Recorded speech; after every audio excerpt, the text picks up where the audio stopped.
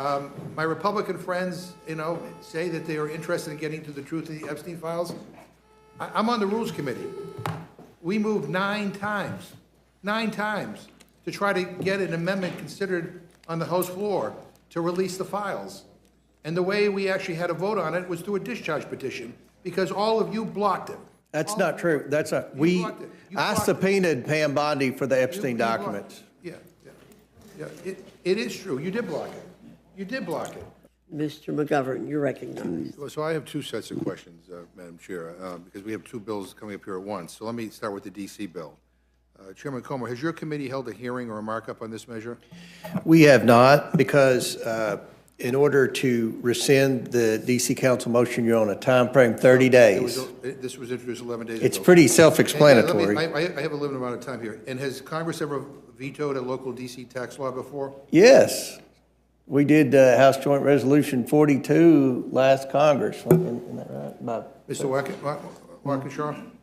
Was it the... I think that's incorrect. We have not. I don't know what you're talking about. That's unprecedented.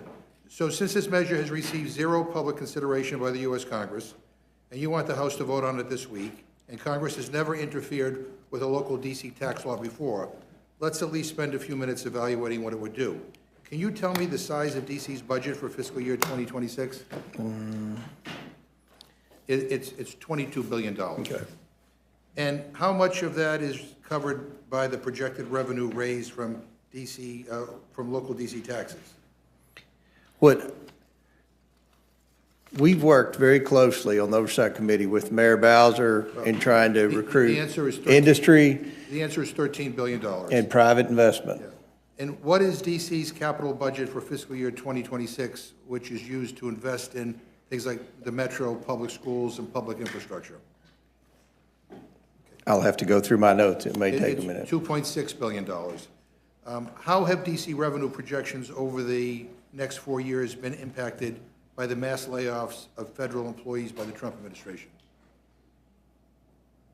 Do you know, Mr.? They've been negatively impacted. Yeah, we're told, we're... All I know, Mr. McGovern, is we've worked with the mayor to try to get the federal employees back to work, something that she supported. Revenue estimates were revised downward by $1 billion. So if we overturn D.C.'s new tax law, do you know what the fiscal impact of that decision will be on D.C.'s budget?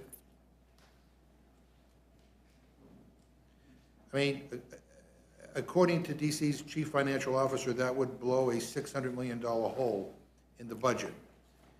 And, I raise these issues, and again, I agree, that if you really want to micromanage D.C., you should run for city council, because clearly, I don't think you're coming here knowing the first thing about D.C.'s budget process and fiscal situation, and I think Republicans in Congress think they know better than D.C.'s elected officials about these very technical local tax and budget decisions, but blowing a huge hole in their budget, seriously? You guys can't even manage the federal budget, which is your actual job. You guys just voted for this big ugly bill which adds $4 trillion to the federal debt. And you're going to tell D.C. how to run their government? I want to ask unanimous consent to insert into the record, Madam Chair, a letter signed by the Mayor, Muriel Bowser, and Chairman of the Council of the District of Columbia, Phil Mendelson. Without objection. One quote here. The district is already a month into the 2026 tax year and has begun accepting and processing tax returns.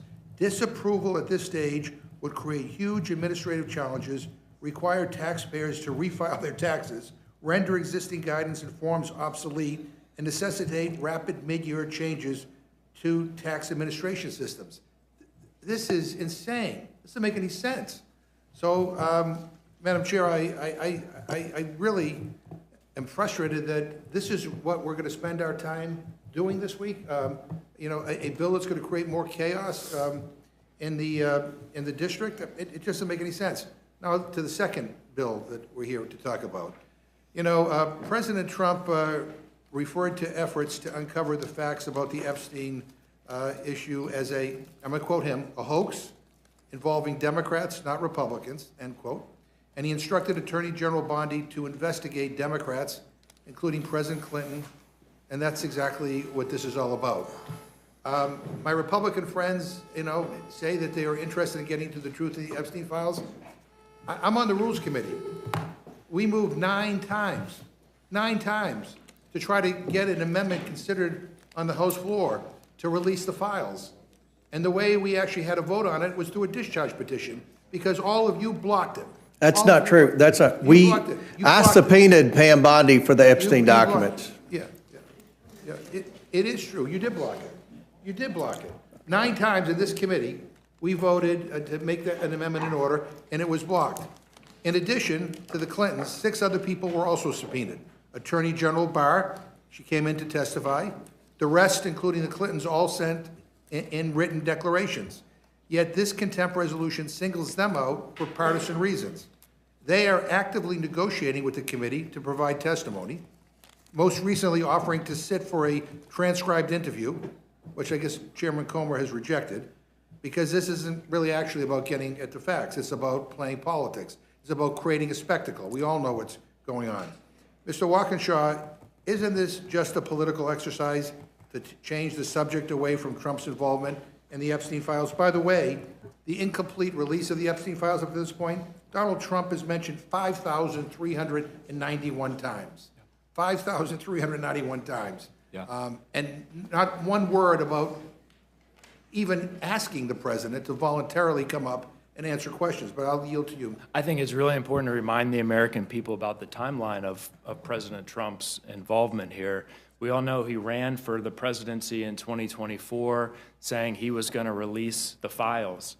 Shortly after being sworn in, his attorney general claimed to have a binder with the client list, and she was going to release the files. At some point, very quickly, President Trump changed his tune.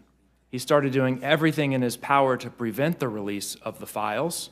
We know, based on reporting, the Attorney General told him that he was mentioned in the files. We now know thousands of times he's mentioned in the file. So I think we thousands of times because he released the files.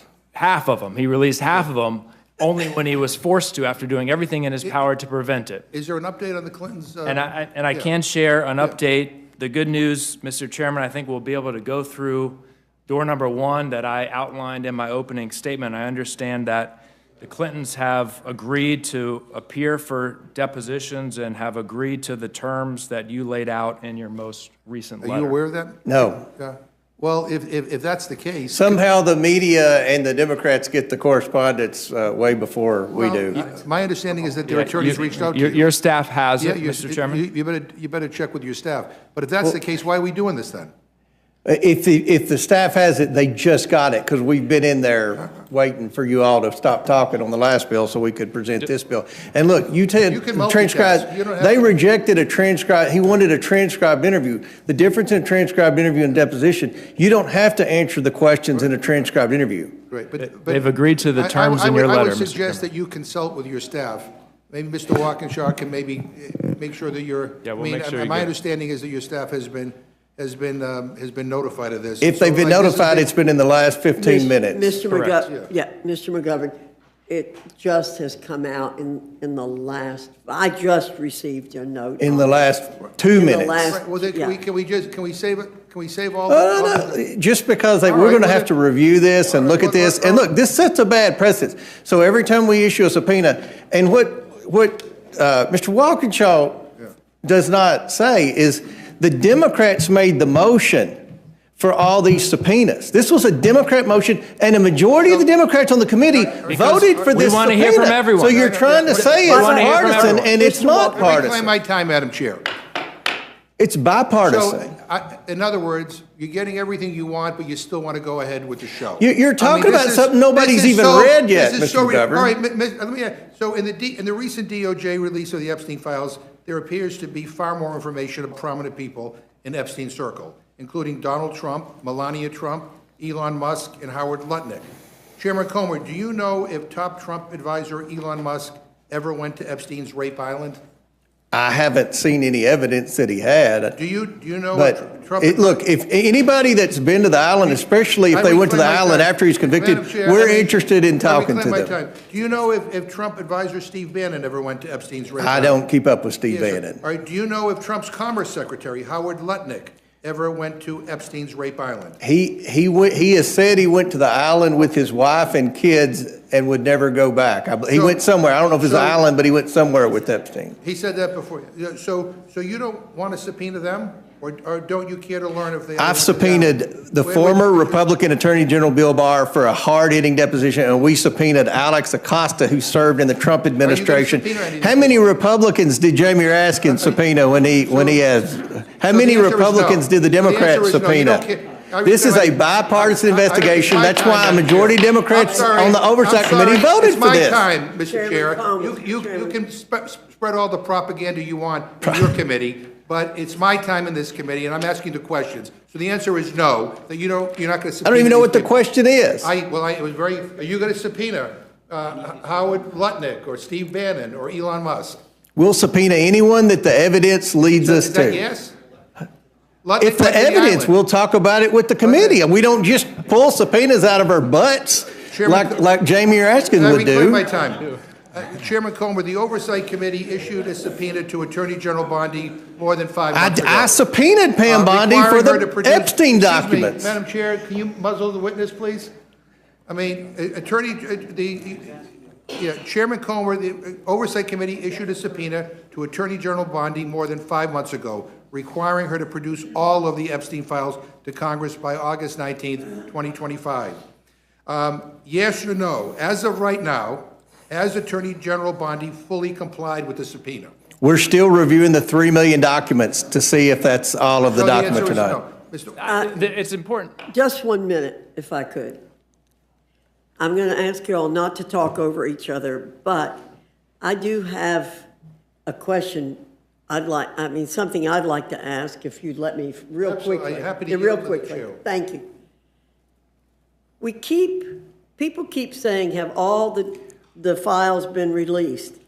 Does somebody have a total? No. Of the files? How is anybody ever going to know how many files? Madam Chair, when this started, Mr. 5 or 6 months ago, it was suggested that there were between 100 and 300,000 files. We've already had released over 3.1 million files. Okay, now, Mr. McGovern. Mr. Walkinshaw, why don't you respond, The please? direct answer to your question, Madam Chairwoman, is yes, we do have a number. And we have a number because the Trump administration, the Deputy Attorney General, Todd Blanche, said there are 6 million files. They collected 6 million files. Now, he says they over-collected, so they've only released 3 million. The law does not allow them to subjectively determine that 3 million of the Epstein files that are in his possession, which he said were over-collected. Mr. McGovern, though, asked a question about the Oversight Committee's subpoena and the Attorney General's compliance with that subpoena. That's separate from the release of files that we've seen publicly, because the Oversight Committee's subpoena does not have the same list of allowed redactions that the legislation that we all voted for has. She's produced to this committee only 30,000 pages of documents, not 3 million, not 6 million. She's out of compliance with the subpoena and not following the law requiring the release of all 6 million documents. But can we talk about this? I'm interested in getting to a number.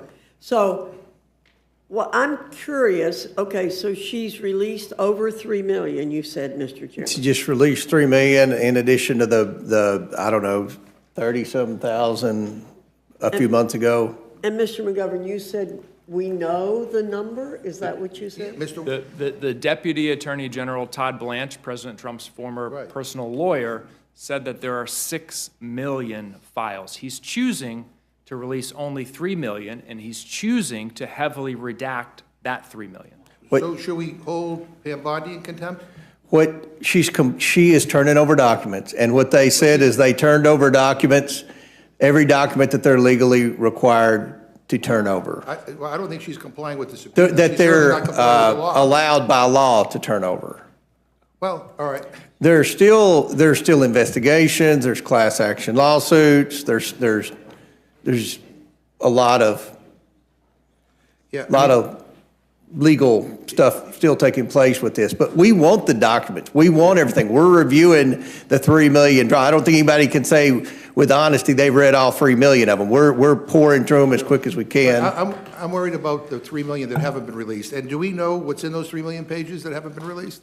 We do not know. Have we heard have you, because I've been reading the public, I've been reading public statements, but I want to know whether you have heard from Epstein's victims and survivors about the recent release by DOJ?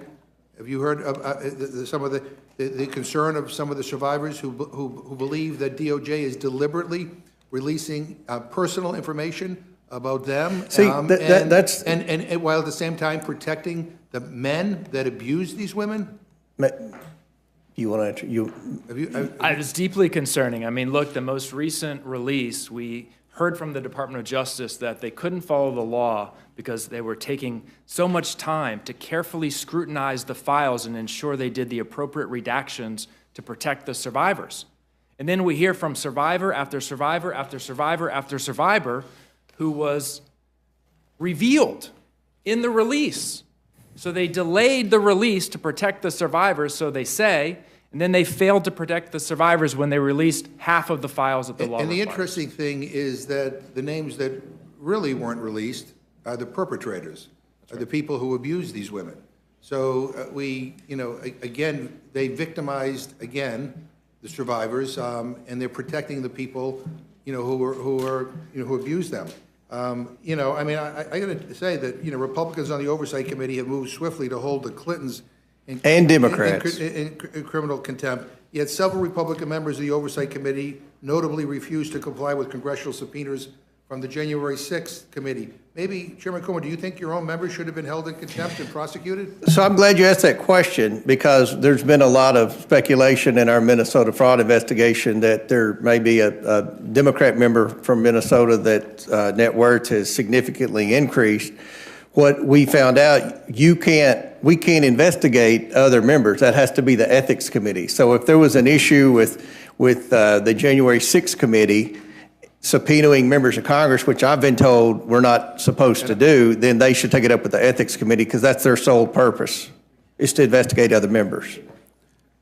Yeah, so I'm just wondering whether we should recess for 5 or 10 minutes so that you can figure out what the Clinton development is, so we maybe can save ourselves a whole bunch of time. Well, may I ask you a question, Mr. McGovern? Is this going to be the standard practice every time we issue a subpoena? Whoever's in charge, Democrats, Republicans, whoever's in control, every time you issue a subpoena, letting them stonewall for 5 months and then prove that you've got the votes on the floor in a bipartisan fashion to hold them in contempt. No, I mean, I think what the danger here is that the Clintons weren't negotiating in good faith, and you jumped to this for 5 months. Just say, we have seen Chairman Comer has repeatedly moved the goalposts here. Oh, that's bullcrap. That is not true. You've been here 3 weeks. You don't. Hey, that's not true, Madam Chair. Mr. Chairman. At our markup, the chairman. Reporters can't hear you, so just a moment. You made an accusation, Mr. Walkinshaw. I'm trying to that the Republicans moved the goalpost. That's right. I'm How can you back that up? I'll back it up this way. We had a markup a couple weeks ago on these contempt resolutions.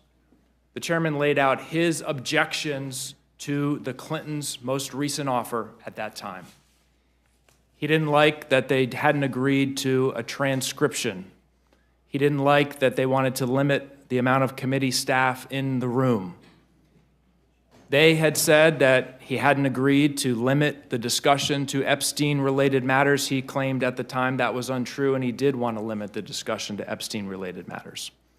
All of those objections that the chairman laid out at our markup a couple of weeks ago were addressed by the offer that the Clintons made yesterday.